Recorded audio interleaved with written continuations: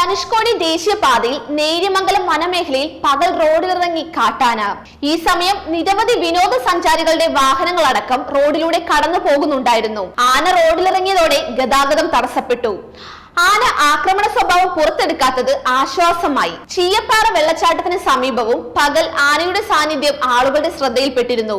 ജനവാസ മേഖലയ്ക്കരികിലും ദേശീയപാതയ്ക്ക് സമീപവുമൊക്കെ കാട്ടാനകളുടെ സാന്നിധ്യം വർദ്ധിക്കുന്നത് പ്രദേശവാസികളിലും വാഹനയാത്രികരിലുമൊക്കെ ആശങ്ക വർദ്ധിപ്പിച്ചിട്ടുണ്ട്.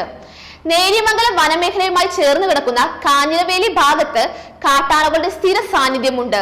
നാളുകൾക്ക് മുമ്പ് വീട്ടമ്മ കാട്ടാന ആക്രമണത്തിൽ കൊല്ലപ്പെട്ടത് കാഞ്ഞിരവേലിയിലായിരുന്നു. കഴിഞ്ഞ വർഷം നേര്യമംഗലം വനമേഖലയിൽ ഇരുചക്ര വാഹന യാത്രികൻ കാട്ടാന ആക്രമണത്തിൽ നിന്നും രക്ഷപ്പെട്ടത് തലനാരിഴയ്ക്കാണ്. രാപ്പകൽ വ്യത്യാസമില്ലാതെ ഇരുചക്ര വാഹന യാത്രികരടക്കം നേര്യമംഗലം വനമേഖലയിലൂടെ സഞ്ചരിക്കാറുണ്ട്. മധ്യവേനൽ അവധിക്കാലമായതിനാൽ ദേശീയപാതയിൽ വിനോദസഞ്ചാര വാഹനങ്ങളുടെ തിരക്കുണ്ട്.